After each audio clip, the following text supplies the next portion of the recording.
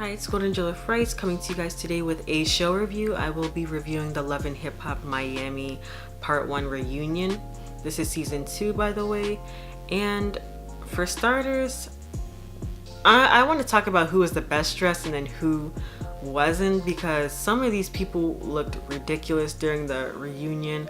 Some were a little too casual, some just looked a hot mess. So with that being said, let's get into the review. So from the female cast, I would have to say Shay and Michelle Pooch looked the best. I wanted to add Trina, but then when she stood up, like, her outfit looked really cheap. Like, you know how certain dresses or suits or outfits, they can look nice when you're sitting down, but then when you stand up, the true colors show. It's just, I don't know. It just looked... the material looked cheap and it just did not flow right. And then the feathers on the side, I liked it when she was sitting down, but then when she stood up, but I liked her makeup and the hair. Black hair really brings out the features in Trina's face. Like, she looked gorgeous, but the outfit just was not there for me. Michelle Pooch looked stunning. And then who else? Shay really impressed me because during the season she looked a mess. Like, those wigs and her outfits were not together, but like, she looked well put together for the reunion. Like, I love the fire red blazer and then the flared out pants that went along with it, and it was fitted so it just accentuated her curves and her honey blonde hair. Well, the roots were like honey blonde, brownish, like a light brown, and then it faded into a nice blonde gradient, so it was really pretty on her. And then her makeup was on point too. Joyce, she's a hairdresser, yet like, her hair is always a mess. But then a lot of hairdressers say that like, they don't have time to do their own hair because they are always working with clients. But I don't know, for someone who's a hairdresser, like, you should just be slaying. And I'm tired of people wearing sequins dresses. I just did not like Joyce's dress because sequins can look really cheap. It just looks like you got it from Rainbow, you know? It can just look really cheap, and it depends how you wear it. Amara, I know the look she was going for. Like, I love Amara. I think she's so gorgeous. She's stunning. But I felt like her outfit was a bit too costumey. It was too much. Like, it looked like something you would wear to Wakanda or Coming to America on the set of those movies. But she is stunning. I would have loved to see her in a jumpsuit, the ones she usually wears, with her afro. But I don't know, that fit with the cape and then the headdress with the rhinestones, it was just too much. It was just teamed too much. But her makeup was on point and her body was snatched. Then here comes Veronica with this plaid mesh. She had different colors of plaid and then these two huge cone bras of like plaid material. It was just ridiculous. It looked crazy, and to be honest, her outfit looks like how her music sounds, like garbage. It just looked a mess. She was up there looking crazy, and half of the time I don't know what Veronica wears. It looks like she just puts on anything and just heads out the door. She just looked ridiculous. JoJo, I used to like JoJo last season. She was actually pretty last year, but lately she's been doing too much with her face, all this plastic surgery and getting all these fillers, and it's like, for what? Now, I mean, if you choose to do plastic surgery, I mean, that's your choice, but the thing is, when you overdo it, you start to look ridiculous to a point where you don't even look recognizable. And the thing about plastic surgery is you had to keep going back to get alterations and this done and that done and this adjusted. And she's a young girl and all these fillers are just aging her in the face. Like, she used to be cute last year, and I didn't really like her outfit. It just looked too tight. It just made her look bloated and uncomfortable. She just looked stuffed. And then the hat just looked really cheap, very like floppy and flimsy.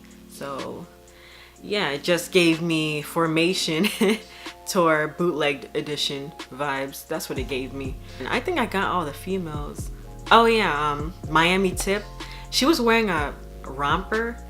It was like this velvet mesh romper and it was gold.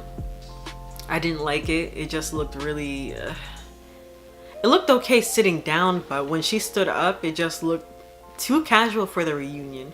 So why was Chinese Kitty at the reunion? Like literally her and her mom weren't even present during the season very often. Like they were rarely on the season. Like they might have made 1 or 2 appearances, but they didn't really have much of a storyline like the other cast members. And another thing is they look scary. Like I'm all for women empowerment. Like if a girl looks beautiful, I'm gonna let her know. Like I'm all for uplifting women, but they look horrible.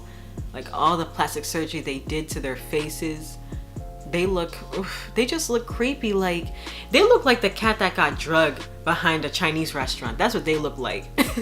Like they just look scary, yo. Like that's why I would never get plastic surgery on my face. It just botches your face, and that's why people gotta appreciate what God has given to them. Now on to the male cast. Spectacular. I liked his dreadlocks, however his fit was kind of too casual for a reunion. And even though I can't stand Trick Daddy, I liked his blazer. It looked really cool. And who else? Chaotic. I didn't like Chaotic's fit. Like his suit jacket, the blazer, it wasn't fitted. You could tell it wasn't custom tailored to his measurements because the jacket just wore him. It looked like it was swallowing him. And then those boots that he wore with it just did not go with the outfit. It just messed it up. So yeah, and then who else? Pleasure. I mean, Pleasure's fit was okay. I liked it. And what's his name? Ratatouille? The dude that like insulted Amara last season. I mean, his fit was okay. It was like basic. It didn't really do anything for me. And Prince, I don't know. I'm kind of torn. It's like the monochromatic look can look great. Like Shay did a great job with her monochromatic look. I feel like monochromatic looks can look bomb with only certain colors, and Prince did lime green and it just looked like too much green. I feel like if it was like an all red monochromatic look, it would have looked fire, to be honest. So Baby Blue loves wearing sequins, like but you know, I won't lie, like I liked his suit on the finale, like when they did this casino themed party. He looked pretty cool, like with the hat tilted to the side. Who else? I feel like I'm forgetting a lot of people. Yeah, that's all I had to say for the like best and worst looks. So is Bobby on cocaine or something? Like for real though, I'm not even trying to be funny because literally he's always very irate, very angry, aggressive, always on 10, just ready to fight with others or spark an argument, just very confrontational. And I'm just not feeling his energy this season. Like last season he was annoying, but like I could bear with him, but this season he's just and his outfit was a mess too. Like I could tell it was custom made, but it just looked a mess. It was just all over the place with the rhinestones. I don't know, like he looked like a bedazzled cowboy. So he tried to accuse Julian of being homophobic just because he didn't like him. And Bobby needs a reality check. Like he is not likable. Sorry, not sorry. Like nobody likes to be around someone who is very messy, full of drama, irate, angry all the time, just confrontational for no reason. And I can't stand people who are just confrontational for no reason. They try to pick fights with people just to be funny, just to feed their own like amusement. And I notice Bobby gets a kick out of seeing others in drama or in fights that he causes. Like it amuses him, and that's why I just do not like him. Lots of people on Twitter that were even gay didn't like him, so it has nothing to do with his sexuality. He's just not a likable person. So I don't think Julian is homophobic. I just think he doesn't like his energy, and that's that. Veronica Vega just got on my nerves. Like, literally, she made like a stupid comment. She said that Amara should have had her back last year when she received all that backlash from her ignorant comments. And my thing is, there are repercussions to your actions. So if you want to go around using derogatory terms like the N-word and saying all this racist stuff and think that there aren't going to be any like repercussions to your actions, then you are mistaken, sweetie. Like, there's always consequences to your actions, and she just needs to take responsibility for them instead of trying to blame Amara. Instead of apologizing, actually, you know what? I take that back, because when it comes to people like Veronica, they have that mentality behind closed doors. It's not until they receive the backlash that they want to give out a fake apology to save their career. And Veronica had some nerve. Last year, it wasn't even just her using the N-word. She literally, like, you know, picked on Amara. Like, you turned her back on her, and then you made all these derogatory comments about her kinky hair and her features. You think people aren't gonna come for your neck after you you say things like that? People are gonna crucify you, of course. So that's just the result of your ignorance and your actions. And another thing, stop saying you're black, because you are a white Latina. And when it comes to the Hispanic community, there are like white Hispanics, black Hispanics, Afro-Latinas. Like, they are a multi-ethnic group of people. So yeah, like, Veronica might have like a teaspoon of black somewhere down in her lineage, but like, she's a white lady. You are a white Latina. That's like me having like 2% white somewhere down in my ancestry, and then walking around here saying I'm a white woman. That sounds like preposterous. That sounds just ridiculous. Trick had the nerve to chime in and say that Amara should have had her back because Veronica is more Hispanic than her, apparently, and that she speaks clear English and Amara doesn't. And first of all, sir, Amara is pretty articulate to me. I can understand her better than I can understand Trick Daddy. Like, Trick Daddy mumbles, like, literally.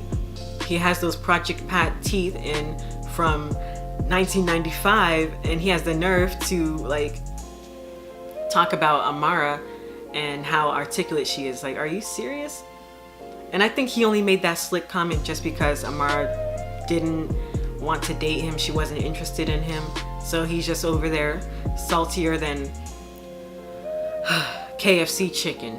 So then Jessie Woo had the nerve to justify Veronica's BS. Like, are you serious? Like, she tried to justify her using the N-word, and I was just over how like not one person on that stage had Amara's back.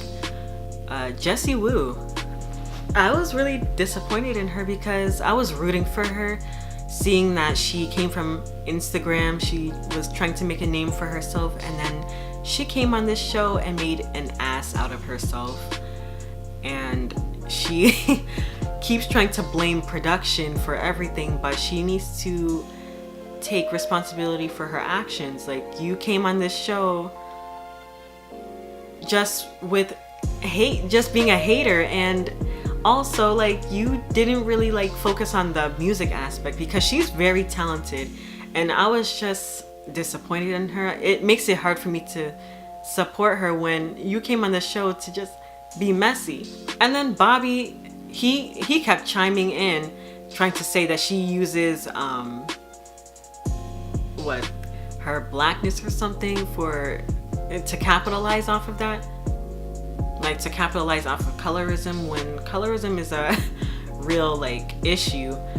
And Bobby was just so annoying. Every time he would chime in and say something, like the audience would just sigh. They would be like, oh man, there he goes again.